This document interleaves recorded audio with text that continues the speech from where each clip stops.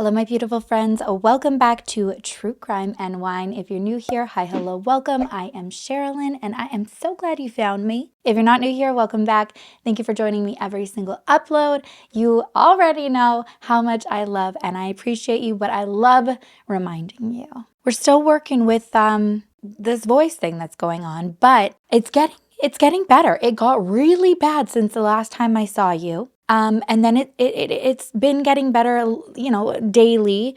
Oh no, it won't be released yet. So this will be released on Wednesday. Next Monday, Gavin and I filmed an episode of Murder Between Friends with Amy Hartsock, who is David Elmquist's sister. I know a lot of you are looking forward to this episode. It is powerful.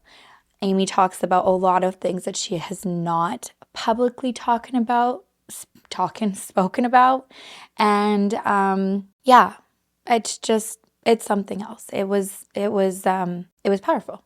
I don't really know what to say. So I'm excited for you guys to check that out and just continue supporting the family. They've become our family to Gavin and I, and it just means so much that you guys rally around them and support them so much. All right. Anyways, voice getting better. We are going to get right into it. Today we are talking about another case that I believe was mentioned on the Sippendales group on Facebook. I don't remember specifically, but I'm pretty sure it was there. Basically, at this point, I see so many cases on there because we're talking about and sharing stuff over there. You guys are. I try to be as active as I possibly can, but I do see, I think out of everything, I probably see suggestions the most there, just because it's like a cute little family. The Sippendales on there is like a little group aspect. So I would say that the most chances of me seeing a suggestion come from there.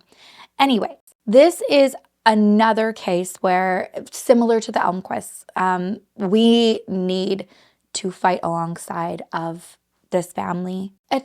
I don't think I ever anticipated meeting so many people who have to fight as hard as they do just for justice and answers for their loved ones. I will fully admit that I was so naive to that coming into YouTube, and I'm humbled and thankful for you all to help me build this platform so that I can continue helping families as much as I can and have you guys behind me. Again, I'm just one person, so I can do my best to share a message and bring awareness to a case, but really at the end of the day, it's your support, it's your views, it's you sharing it. I had somebody ask how they can share a video, and there's just the little share tab, and it'll say there you could copy the link. I believe that it even gives you options of where you want to share it. The most easiest, I think, is if you just want to copy the link, put it on your social media, whether that's Facebook. If you're doing it on Instagram, on your stories, you can put a little screenshot of the video, and then if you go into the little icon where you can add a GIF or emoji or something like that, it'll say link on there. And so if you just click there and paste the link, that's a really good way that you can share it as well. So this is definitely one of those cases that needs a lot of attention, a lot of traction. And at the end, please go over to Blake, who we're going to be talking about today, his mom Melissa's GoFundMe. I don't ever want me telling you how much it means to me, your support means to me, to become as impactful or as meaningful, because I truly feel it every moment of the day. You are an extension of my voice. It's the public pressure, it's the outcry, it's the emails to officials, it's going to donate to a fundraiser, it's sharing on your social media, it's talking about it with your friends and family that really take these unsolved cases, whether they're cold or covered up, and make them solve. And like I said, that's exactly what today's case is about. We need to take the young man, Blake, that we're talking about today, and just hold him in our arms like he was our little brother, our son, nephew. His name is Blake Chappell, and his murder has been unsolved for over 10 years. I've personally been in touch with Blake's mom, Melissa, and for me, there's always that extra element of emotional connection, and I'm so thankful for that. It's hard, but it's so important, and it makes me realize that this mama has been out here fighting for justice for her son, and in these points in her life, she should be preparing to be a grandmother. Blake's life was just ripped away from him, and all of those opportunities were taken away from everybody around him that loved him as well. Blake was only 17 when he was murdered, and that evening he had what he had told his mom, quote, just had the best night of his life. He had attended his homecoming dance at a new school with his new friends and new girlfriend. But in the very early hours after the dance, Blake went missing, and 2 months later, he was found murdered in a creek. His cause of death was a gunshot wound. What's even more alarming is Blake was only found in his boxers and an undershirt. And it's believed that his body was only in that creek for about a week prior to being found. So where was he for almost 2 months prior? It's Blake's family and supporters' beliefs that an assault that happened on Blake a few months prior that caused Blake's mom to up and move her family in the middle of the night for their protection points to someone who should at least be interviewed, but hasn't, despite his own stepdaughter telling Blake's mom she heard him confess to killing Blake. I can't wrap my head around this and justify why dangerous people are always allowed to just be on the streets, favored time and time again, and family members of true victims who never asked to be taken away from this world have to turn into investigators, put themselves in dangerous situations, risk their health like Melissa has done for justice. Like I said, Blake was just 17 years old. He was a baby. He was born on February 7th, 1994 to his mom, Melissa, and his father, who he didn't have much of a relationship with.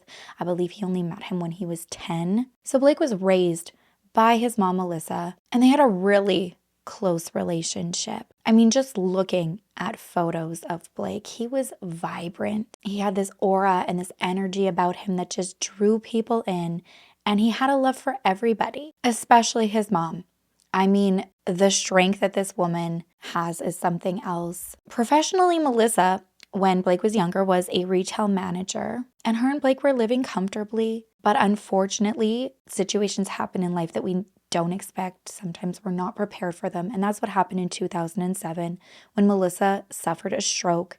She had to go on disability and move her family to Noonan, Georgia, where the cost of living was a little bit more affordable than what they were experiencing at that time. And this really shaped Blake to be allowed to see the world through a different, more appreciative lens, I would say. He often opened up to those that he was close with and talked about those things, going from more of a privileged situation to really struggling. He also wrote an essay that Melissa shared with me on his appreciation and empathy and understanding for people in difficult situations. And I think that this is really telling of his character, seeing the words for himself that he's written, because it's not always something that we're in tune with as teens, and to be able to take his situation and instead of allowing it to define him or anything like that, it allowed him to show compassion for others and not to judge others. He was very aware that because of his situation with him and his mom that was out of their control, at the snap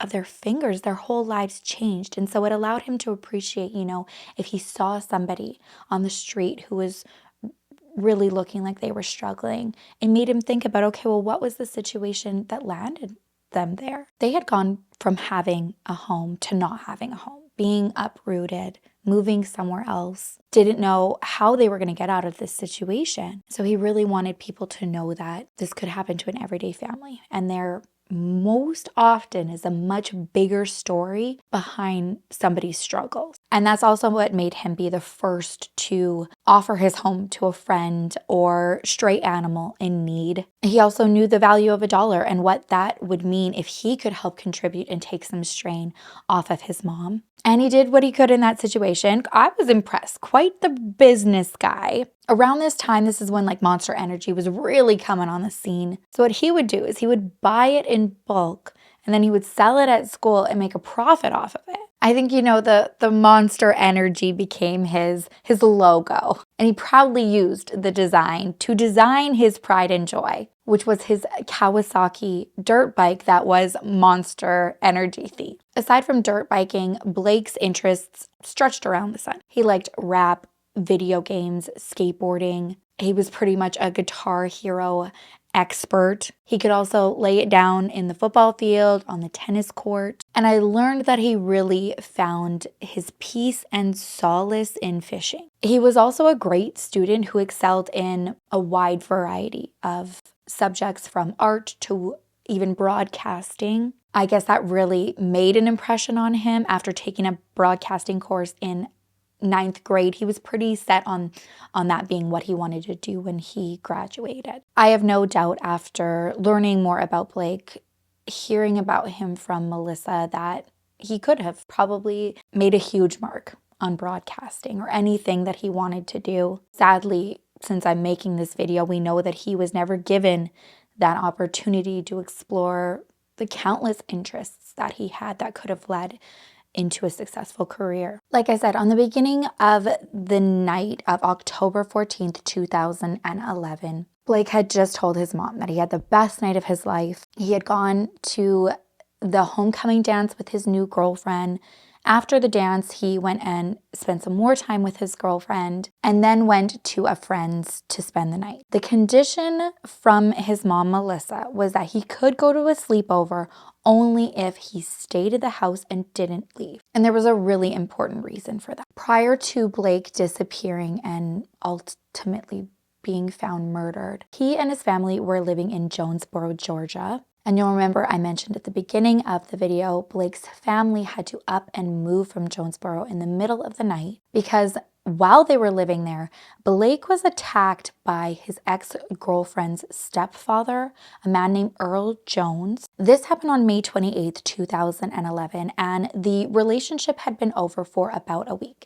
And I just want to make it clear, this girlfriend is not the girlfriend who he had just gone to the homecoming dance with. This is a girlfriend that he dated in Jonesboro named Skylar. So the relationship had been done for about a week. And then Melissa gets a call from Skylar asking where Blake is, and she's crying. He hadn't been at home at the time. He was at a friend's house. But Melissa says she doesn't know where he is. And that's just because she's not really sure what the purpose of the call is. She knew that they were, on the outs, wasn't sure if this was relationship drama related, didn't want to get involved, and didn't want to cause any stress for Blake. 30 minutes after that call, Skylar's mom calls Melissa and she asks if she knows where her daughter is now because she's got this note written on the TV that says, "I hate you, B," like BITCH, written on lipstick on the TV, and she left without her phone. Coming from one mom to another,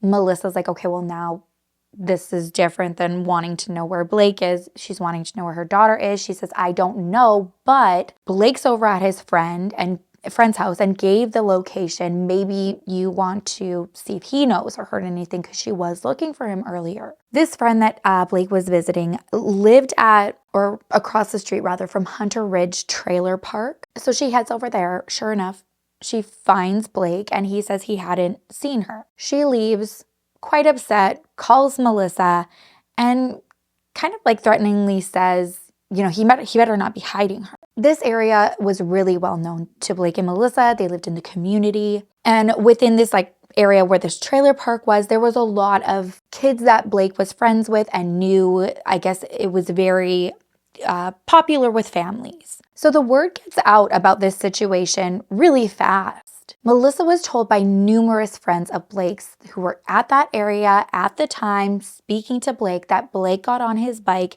and he was like, well, I'm going to go look for her. Now, I guess this trailer park has almost like this lake area and then this wooded park area surrounding it. Blake finds his ex-girlfriend there and he tells her, your mom's calling my mom. She just came here looking for you. let's go back and at least call her and let her know that you're safe. As they're having this conversation about taking her back to at least call her mom, her stepdad, Earl, rolls up with a friend of his. It sounds like there was no conversation really had about what the situation, like he was coming up on and willing to hear that Blake was wanting Skylar to call them. He just comes barreling towards Blake. My understanding is him and the friend that he brought actually trapped him on like either side of this lake. So they come at him from each side so that he can't get away. They're screaming at him to get off this bike, wondering what he's doing with Skylar. Blake's trying to explain that he's in the middle of currently convincing her to come back with him, hop on the bike so they can call them. And without words, Earl responds with just sucker punching Blake. Once he's on the ground, he's repeatedly assaulted by Earl kicking him. And the entire time, Blake is just trying to protect himself on the ground, defenseless. I think it's really important to note that this is all corroborated by Blake's friend Marcus, who happened to witness all of this. Not only did he witness this, I think he wanted to make sure that he was going to see that his friend was going to be okay if this stepdad found him, because prior to Earl finding Blake, he rolled up to Marcus, asks if he knows who Blake is. Marcus says yes. And Earl pulls up his shirt and shows in his waistband a gun and says, "Tell him I'm looking for him." Marcus's account is that after Blake's assault, he then sees Earl take his stepdaughter Skylar by her hair, drag her to the vehicle that he's in, his friend's vehicle, and place her in the trunk. He was very clear about this. Marcus runs over to Blake and he's in rough shape, and he and a friend help Blake over to one of their friends that lived nearby where they can call 911 so that he can get some medical attention. EMTs arrive, as do police,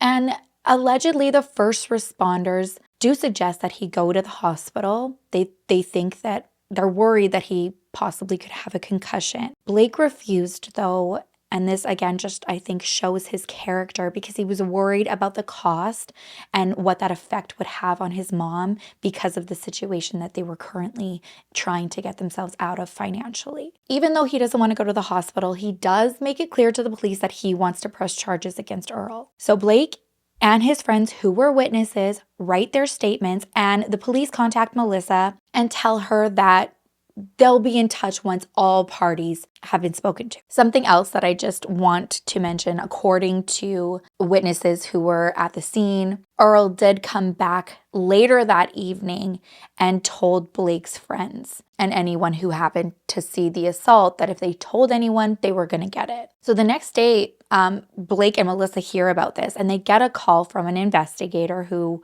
is asking to go through what she knows, what Blake's told her. And she says, hey, this guy went back there that evening and said this, or yesterday evening rather. And she said, the officer said, oh, like, well, why would he go back and do that? And just kind of brushed it away. She doesn't have a really good feeling and doesn't hear anything from another investigator for about 2 weeks. And when she gets this call, this investigator starts off the call by apologizing that it had taken a couple weeks to get in touch about this and that he had just been on vacation and just gotten back. So Melissa's confused because she's like, oh, well, you should already have my version and what happened, and this allegation about Earl going back and threatening that same evening from your partner because he called me the next day. And Melissa says that now this investigator is really confused because he says he's the only one on the case and this is the first call he's making. This causes her to reach out to her phone company, pull her phone records, and realizes that the first call that was placed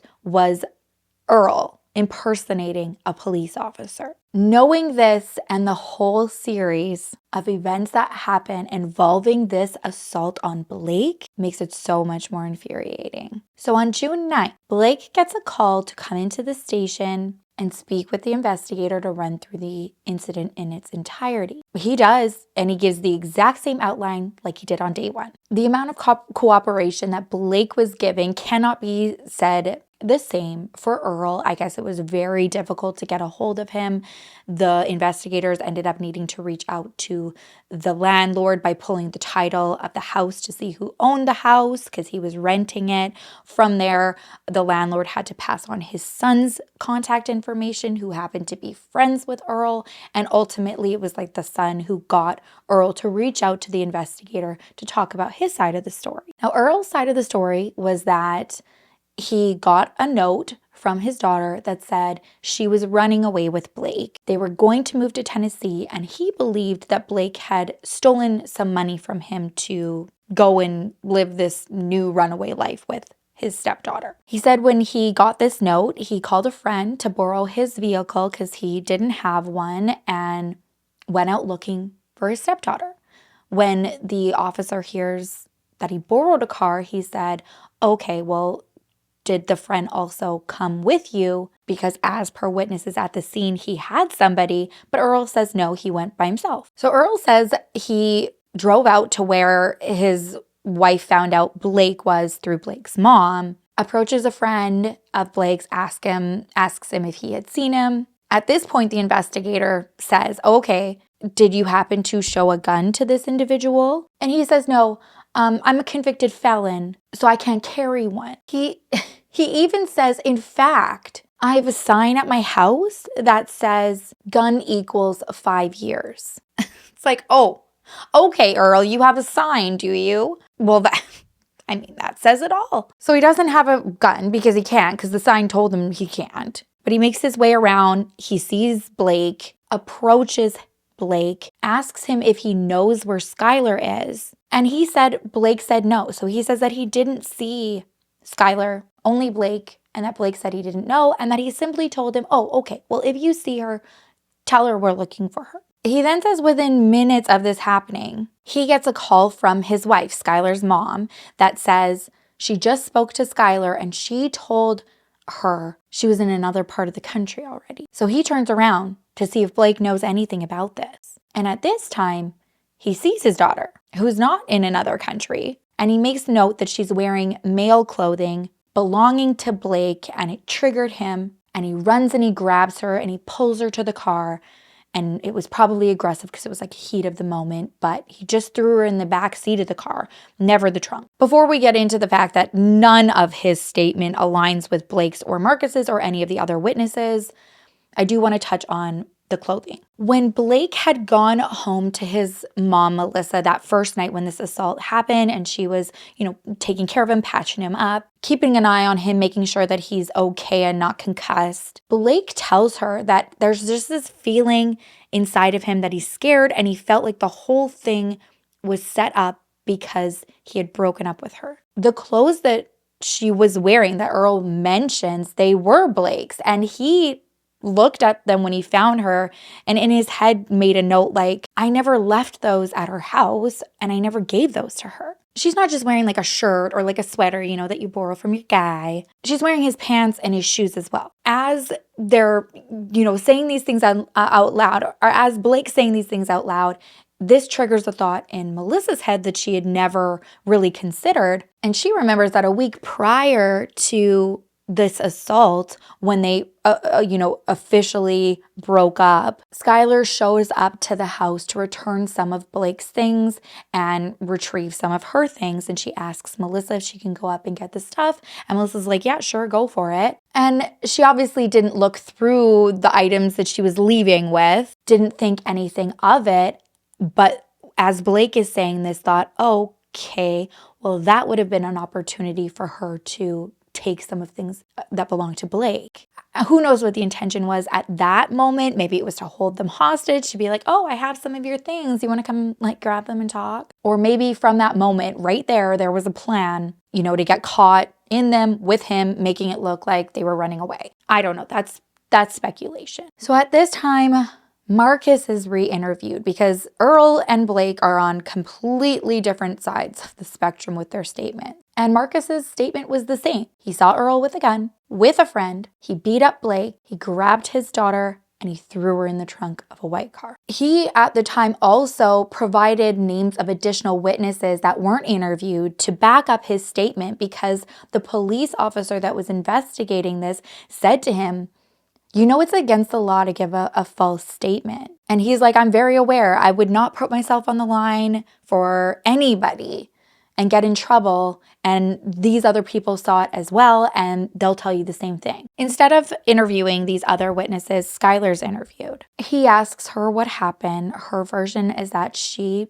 ran away. She admits that she ran to Blake, but what she says is that she was with Blake prior to his mom asking him if he saw her. So insinuating, you know, that Blake lied about knowing where she was that first time that her mom came out looking for her. And when it came down to her stepdad's actions, she said that she was just being stubborn about not wanting to leave with him.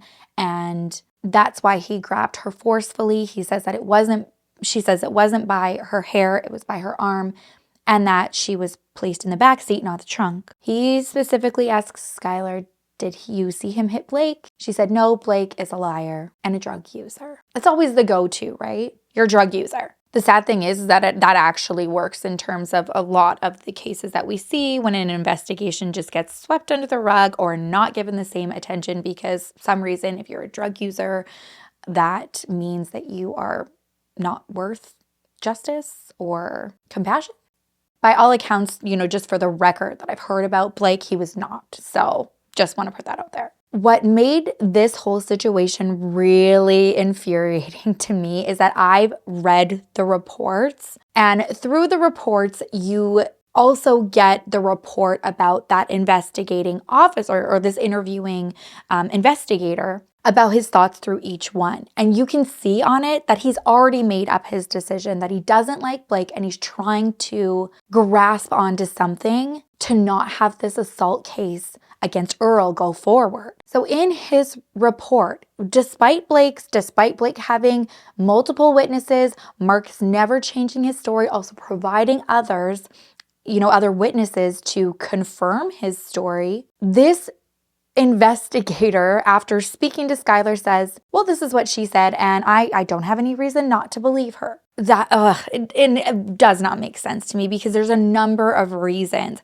why somebody in this situation would lie, given the accounts of this individual, her stepfather, from witnesses of just what happened to Blake and what they saw that day, being flashed a gun, if they're to believe, watching him beat up Blake horribly, that 911 needed to be called, seeing him place his own stepdaughter in a trunk, if you want to believe multiple witnesses' statements, allegedly, using protective language here. Wouldn't you think, she possibly could not be lining up her statement with what Blake's saying or his witnesses because she's scared of this person?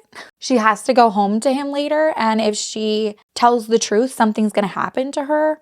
I don't know. Instead of going that route, he goes to Facebook and sees what he can find there. And he finds this recent conversation that Skylar had with another ex-girlfriend of Blake's. And I guess there was a falling out there between the two girls. I think they were friends prior, and then the other ex-girlfriend didn't like that Skylar dated him. And so on this post, this ex-girlfriend writes something along the lines, I think it was like a picture of Skylar and Blake. And she wrote something like, oh, you two are still together, LOL. And Skylar says, actually, no. And I'm sorry, I shouldn't have doubted you. You were right about him. The friend is kind of like, yeah, too little, too late. You didn't want to listen to me. Told you so.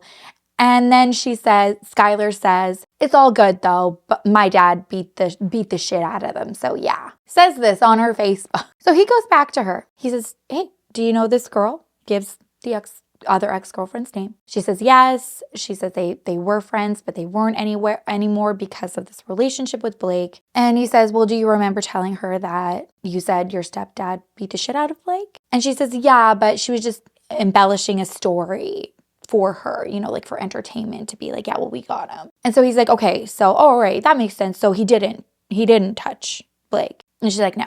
Again, just, it's infuriating. It gets worse. June 30th, they call Blake, asked him to come in for some additional questions.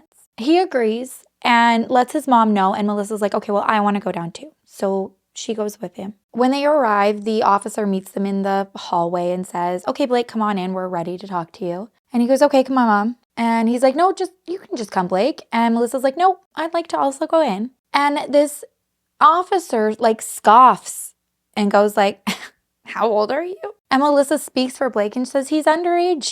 He's 17. Melissa says at this point he just walks away, grabs like a visitor sticker. I don't know if this was like a distraction tactic. Slaps it on Blake and says, you're fine, you're old enough. Looks at Melissa and is like, it's only going to be a couple minutes. And she says that from there wasn't even really an opportunity for her to object further. They just took Blake and walked away. And she was like, okay, I guess I'm not going. I'm going to sit and wait for Blake. Blake goes into the room. Again, he's asked to give a rundown of events of his assault. He asked for Earl to be charged. This is his assault case, charges, investigation. Blake's account is the exact same. There's nothing left out. There's nothing that doesn't align with the other witnesses. There's nothing that was embellished, on Facebook and then retracted. Yet this officer looks at him and says, yeah, no, this is just not adding up. He says, I saw the marks on your face from this assault and they don't seem consistent with a punch. Blake's like, I don't know what to tell you. This is what happened. Then this officer hits him with, well, Skylar says that it didn't happen. And Blake says, I'm not at all surprised that Skylar said that. She's terrified of her stepdad. I can't tell you how many times she's told me that she's in fear of him. And this investigator just keeps pushing. He's just like, yeah, no, I don't know. It's not lining up, especially with what Skylar said. And she actually told us too that you had seen her before her mom asked if you knew where she was when she ran away. And you never said that. Blake's just sitting there and he's like, this is what happened. I don't know what to tell you. And maybe I did admit that and saw her, but I didn't want her to get in any trouble. And I didn't want to give her the heads up that they were looking for her and try to convince her to go back home. And so after being backed into this corner and seeing that one change in his story, this officer's like, well, that's not what you said before. Why should I believe you? Oh, I don't know, because every other witness that aligns with the narrative that you want to follow, Skylar and Earl, their stories changed and weren't consistent, but you believe them. At this point, they arrest Blake for interference with custody. I just want to read some of this definition because it made it even more maddening for me when I was going through all of this. So it says interference with custody when a person commits the offense of interference with custody when without lawful authority to do so, the person knowingly or recklessly takes or entices any child or committed person away from the individual who has lawful custody of such child or committed person. Basically being like, oh, we're enticed, like that Skylar or Blake enticed Skylar away from her family. Knowingly harbors any child or committed person who has absconded so that he would have been hiding her. Again, doesn't line up with anybody else's statements. Or intentionally and willfully retains possession within the state of the child or committed person upon the expiration of a lawful period of visitation with the child or committed person.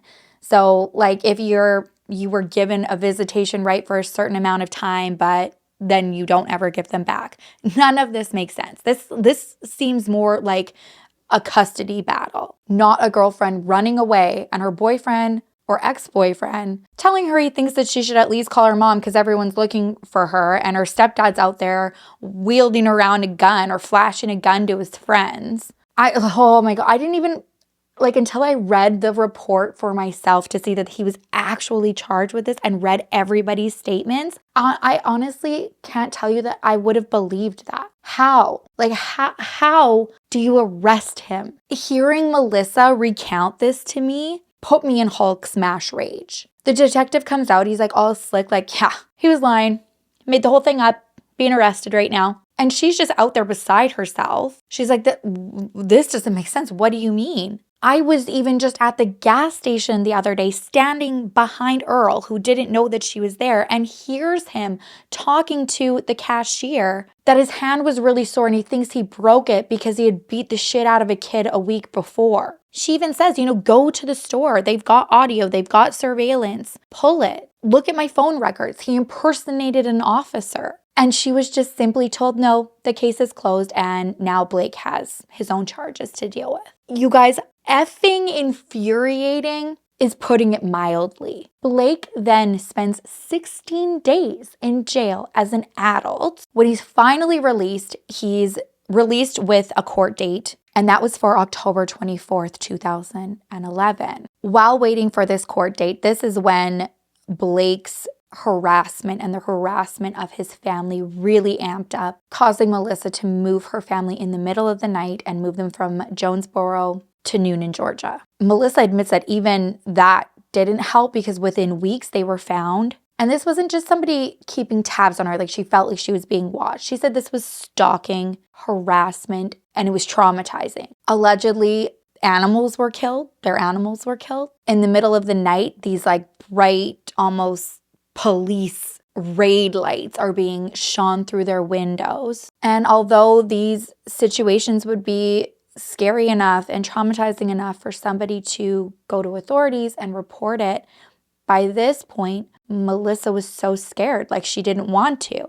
Her son had just reported an assault and then all of a sudden had the script flipped, was charged, spent time in jail. She didn't know who to trust. And hearing that just made my heart sink. Like it's still like I physically, I have this pit in my stomach because I can't imagine as a mom myself wanting to protect my children, my family, my pets, and being this scared, being tormented, and you don't know where to go. Your only thought is like, I'm the only one who can protect my family, and I just have to keep moving and hiding them because no one out here is going to help us. My impression is that it was also, easier for her to talk through that fear and want some normalcy for Blake, especially because when they moved to Noonan, he was starting to fall into the swing of things. And, based on the accounts of friends who knew Blake and his family, it's not surprising that when they moved to Noonan, he effortlessly made friends when he started school. Like I said earlier, everyone was just naturally drawn to him, particularly a girl named Ryan, who became his girlfriend and his date to that homecoming on October 15th. Melissa said that day of the homecoming dance, Blake was so happy. She and him spent a lot of the day together, shopping around, trying to find the perfect tie to match Ryan's dress, and they were sending photos to her back and forth to make sure they had it just right. After he did, he went over to her house. They took the traditional, couples photo, and her parents thought so highly of Blake as well. They even took the two of them to a sushi restaurant before the dance. And during the dance, Blake sends this video of him and Ryan dancing, and he sends it to his mom, showing him a piece of this best night of his life. Like, when I heard that, holy heartbreak. He's 17 years old and thinks of including, his mama in this moment. I think that just goes to show how big his heart was and how close they were. After the dance ended, Ryan's mom came and picked them up, and she brought Ryan and Blake back to their house, and they finished watching a movie that they had started prior to going to the dance. When the movie was over, he called Melissa and he asked if he could stay at a friend's whose house, whose name was Austin, if he could stay at his house for the night. Because of everything that had happened and that was continuing to happen, Melissa was very hesitant.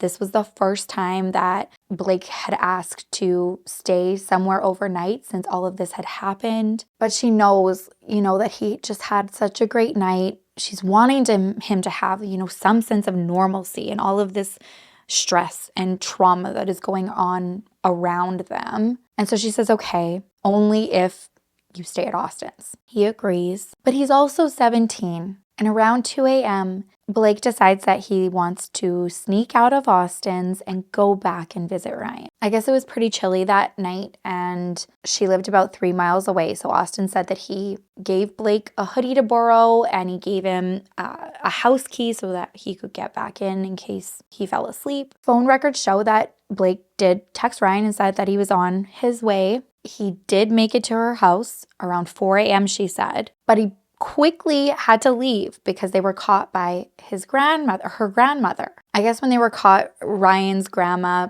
left the room to go and tell Ryan's mom what was happening. And Ryan's like, you gotta go. I don't want to get in any more trouble than we're already gonna get into. And he felt really terrible about it. He left, and as he was walking back to Austin's house, he was texting Ryan, apologizing her for any trouble that she might get into. And he's also texting Ryan's mom because he really respects her. And he's like, I'm so sorry that I completely broke your trust and broke the rules. Something that I think is important to know about Blake's phone is that he could only text out on it. He couldn't make calls. So he's texting, keeping Ryan up to date, about his travels on his trek back to Austin's. The text that he was saying, or basically just letting her know that it's really freaking cold out here, talks about some of the landmarks that he's walking by. At one point, he says that a police officer stops him and kind of gives him a little bit of crap about being out past a curfew and that he let him go.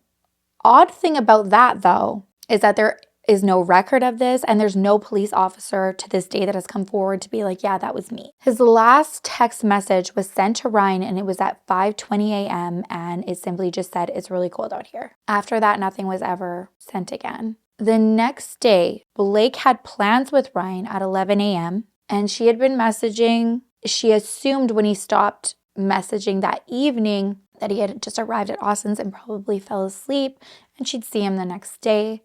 This is totally unrelated and, just speculation or assuming how somebody feels. But coming from a mom point of view, I think it speaks again even more to Blake's character and who he was and the feeling that he gave other people. Because if I didn't really like somebody and my daughter had just been caught breaking the rules, sneaking him in, hanging out with him in the middle of the night, I'd probably be like, you're not going to be hanging out with him the next day. But their plans were still able to go forward for 11 a.m. the next day. So I think that says a lot about Blake and how respectful he was and how much he was loved. Also, the fact that Ryan's mom took her concerns about him not answering, knowing how much they obviously loved and cherished time together. I mean, they had just seen each other that whole night, late into, the early hours of that evening.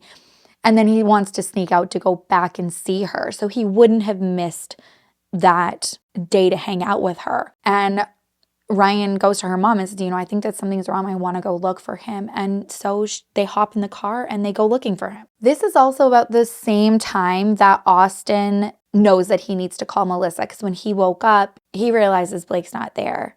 And as the minutes are going by and now Ryan's looking for him, he had just thought, oh, maybe he fell asleep at Ryan's house. And that's not the case now. So he tells Melissa, okay, I know he wasn't supposed to, but Blake left and he didn't come back. Right away, she calls the police and reports him missing. And a search was conducted, but there was no trace of Blake. It literally is like that saying, he just vanished into thin air. It was just over 2 months after his disappearance, Melissa gets a call on December 19th from the Noonan police. Without a doubt, the worst call a mother could ever receive. Blake had been found dead in a creek in an undershirt and underwear, and his manner of death was homicide caused by a gunshot wound. Even more concerning than finding Blake like that was that authorities stated that they believed his body had only been in that creek for about a week. We know he had been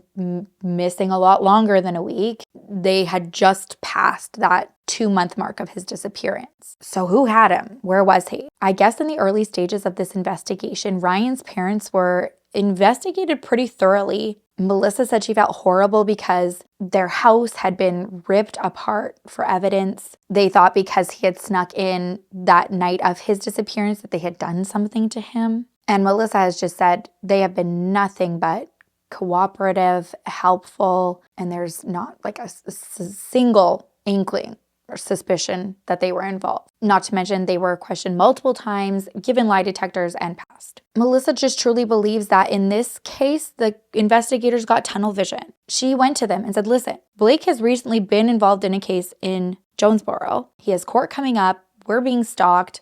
his assault case got flipped around on him. But the impression that she got giving this information was that it was too out there for them. Like no one would go to those extents to shut him up. It just kind of kept going back like, oh, well, his girlfriend and her family were the last to see him. And even though that didn't lead anywhere, and in my opinion, it was pretty obvious that they weren't involved, that was the belief, and that they just didn't have the evidence. So no arrest was ever made and the case went cold. There was a point where the next suspects were Austin, his friend whose house he was staying at that night, and another friend who was also staying at the house that night. They also were questioned extensively, and that's not where Melissa's heart leads her either, thinking that they had anything to do with it. Other names have been thrown out there for being responsible for what happened to Blake. Skylar actually made this apology tribute video on YouTube for Blake, and there was a comment underneath it that said that known dealers in the area were responsible. Back to the drug angle,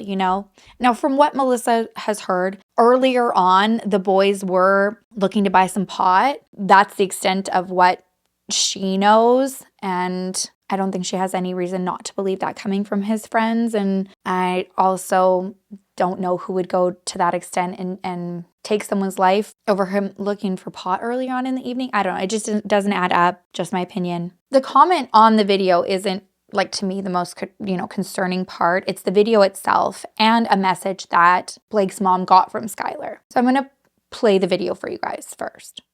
Okay. I had someone tell me a couple of days ago that I should make a video or videos about the time me and Blake stuck together. Well, it's hard to believe that tomorrow has been gone a month, and everybody tells me it's going to get easier. But it seems like every day that you're gone, it gets harder and harder, because at one point in time, you were my life. And it's not a day that goes by that I don't think about all the times we spent together. And I'm just thankful that I did get the time I got with you. And that I am thankful that you were in my life for so long and all the good times we spent together. It seems like no matter where I go, you're there. And honestly, I just wish you'd come back. And I know that's not going to happen. I don't really know what else to say right now, besides I miss him. Blake was one of a kind, and he knew exactly what to say to make me feel better. He knew how to make me smile through the tears, and he knew how to make me happy. He knew when something was wrong, and he knew how to help me fix it. He was the love of my life, but he was also one of my best friends, who I could turn to no matter what, and I really miss him. My takeaways from this video are, in my opinion, that she is connected to abusive people in her life. It looks to me that she holds a lot of guilt for what happened to Blake, and given what she shared with Melissa, that would make sense. And it also confirms that in the depths of Melissa's soul, she believes that Earl is responsible in some capacity for what happened to Blake. Whether that was asking somebody else to do it, follow him, lure him away one way or another. And she's not wrong to feel like that, because that has also, those feelings have been confirmed by Skylar. She reached out a couple of years ago to apologize to Melissa. I just want to read what Melissa received and has shared with me. So she messaged Melissa. This was actually not long after his passing, and then reached out to him again later on. So she said, Melissa, I know y'all all probably hate me, but I just want to say I'm sorry. And just so you all know, at court, if I would have got on the stand, I would have told the full truth and told them Blake didn't do anything. My mom and dad forced me to lie, and I had no choice at the time. I moved out now and live. If you could give me a call, I would appreciate it. So there she says that she lied. A few years later, she reaches out to Melissa again. And this is where she says, I know what happened. Please message me back. Melissa says, what's up? She says, I think it might be better to talk about it in person. I know what happened. It was said to me. but it was not recorded. And Melissa says, if you can't tell me anything without it being in person, then I don't need to know. I don't blame her. I'd be so scared to go anywhere. She says, okay. And then Melissa says, I have a good idea about what happened. All dogs have their day. And Skylar says, I was just trying to help with justice. And Melissa says, well, then you wouldn't mind messaging it to me. And she replies with, Earl slipped up and said something to me. He said he was on a repo late that night. Just for context, he drives a towing truck. So he's on a repo late that night, and Blake ran in front of him. He shot Blake and put him in the creek, covered him up with debris, and sawed the gun in half. Melissa says, what kind of gun? She said he didn't say. Melissa said, why would Blake run in front of him? It doesn't make sense. And Skylar said, I don't know. Blake was running across the road. That is what he told me. Melissa asks questions about, if the tow truck has a spotlight on it. And then as they're talking more, Skylar says that when she was visiting, her brother came down the stairs in Blake's Fox shirt. And so Melissa says, well, did you ask any questions? And she says, when I started asking questions, he shut things down. I was only there for a couple hours, so I didn't have a lot of time. There's also a post that Earl made on his Facebook that I think is just very telling to his character. And he mentions something on there that is going to sound really familiar according to Blake's statement and witnesses' statement on Blake's assault allegations against him. So the post is him holding this fan of money, and it says, whoever knows my daughter Skylar, I got $500 for whoever can take me to her. So people are asking, like, I can take you. Do you need a ride? What's going on? So he says, I need to find her and beat that trick. She's on a $25,000 bond me and her mom, Brandy, put up. She stole my truck, broke her mom's heart. I'm going old school. She's been out of jail for 2 days. When I find her, terrible grammar here, she is getting her and beat like a man, put in a trunk and back to jail. I've been told a little bit about the assumption of like these charges and stuff, and I don't want to put it out, like the theories and stuff. My understanding is the charges she received appeared to be associated to activity that she was encouraged to do by these people in her life. I think the main thing here is, he's cool, comfortable with publicly on Facebook saying that he's going to abuse his stepdaughter, and also says that he's going to put her in a trunk. Had Blake's assault case been taken seriously, he would be alive. There's no doubt about it in my mind that he would be alive. This man would have been in jail for assaulting him. That's my opinion. That's my belief. This just goes to show that Blake, the other witnesses, were most likely telling the truth. And therefore, this person should have been in jail. And in my opinion, my belief is that if he was in jail, I believe events that happen wouldn't have. Despite this, investigators have told Melissa they don't believe he was involved. And for 11 years, we are no further ahead of solving Blake's murder. Melissa doesn't even really know the full extent of Blake's injuries either. She's requested his autopsy report on numerous occasions, wondering if she can see consistencies with the assault that took place on him earlier on in the year. It's been denied. She was never given the opportunity to see his body, which if you've watched one of the latest episodes of Murder Between Friends with Gavin and I, we do talk about that happening more often than I think we realize. But Blake's body wasn't even allowed to be at his own funeral. The GBI had held on to it until late January of 2012. The whole thing is just infuriating. It's heartbreaking. It makes me sick. Really sick. I have a pit in my stomach. I have anxiety for her. Like my mama heart just breaks. And Melissa is physically suffering from this, not just mentally and emotionally as you would expect from a mother to go through, but she's had extreme health issues. She's been in and out of the hospital battling cancer, and it's scientifically proven how much stress can attribute to increasing your risks of getting cancer. She's had a heart attack recently. Just when I was speaking to her, had just gotten out of the hospital. On top of this, she still is feeling unsafe and moving her family. They are offering a $20,000 reward for an arrest and conviction in Blake's case. And I think that it's time that we put pressure on the police departments, the senator of Georgia, we really need to just keep the pressure on this case and like reinvigorate the attention. Blake deserves justice. His family deserves justice. And, you know, showing, hey, it's been 11 years, but we're not going anywhere. And now there's a whole bunch of people who haven't heard about this case who are hopping on board. If you're good with words and letters and can help write one that can, you know, just be copied and pasted and mass sent out to politicians, law enforcement, can you please email me at sherilynndale@gmail.com? I would greatly appreciate it. We just really need to make it crystal clear. The Sippendales are interested in justice for Blake and we are not going anywhere. Like I said, Melissa also has a GoFundMe. This is to hire her own private investigator. I do not blame her. I think that's very smart. I just want to check now how far away as of today, January 23rd. When you guys are seeing this, it'll be January 25th. Okay, you guys, we got a lot of work to do. As of today's date that you're seeing it, you're going to be seeing this on January 25th. Today that I'm looking at it, it's January 23rd, 2023. There is $630 for her $5,000 goal. I'm just going to put it out there. I believe she's going to need a lot more than $5,000 for a proper private investigator to get on board and help her. So what I would love to see is this just be blown out of the water. But if we can get her to the 5,000, I know we can. We did it for David Elmquist. We can do it, you guys.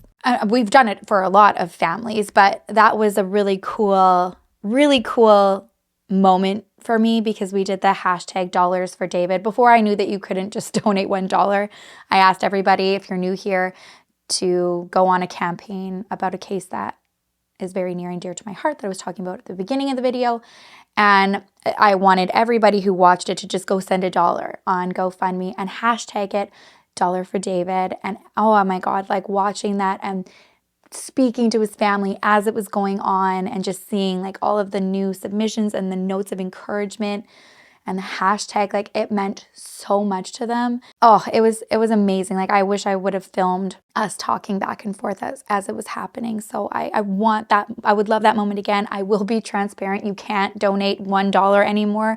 The minimum is $5. So if you can find it in your heart to go over, send some encouragement, some love to Melissa. I know it would mean so much. And I think I love the idea of a hashtag again. So I think like a hashtag Sippendales for Blake would be really cute, maybe. I know how powerful it is just to show somebody that they're not alone. All right, you guys, that is it for me today. I cannot wait to see, like I already have goosebumps because I just know what we're capable of, what you're capable of. Like I said, you are an extension of me, of my voice. I cannot do this without you. I'm so thankful for you. I'm so proud of this community that we have created. You mean so much to me, and I'll never get over saying it, so I hope you never get over hearing it. Melissa, we love you. We're not going anywhere. We're the Sippendales, and we mean business. Thank you guys so much for watching. If you haven't already, please don't forget to like and subscribe. It means everything to me. It literally makes a whole difference in the entire world of what my platform can continue to do. That little click of a button and the like for engagement and a comment for engagement and the algorithm, it helps so much. So thank you. I will see you in the next video. I will miss you terribly. Until then, make sure to love each other, love yourself, and I will see you soon. Bye.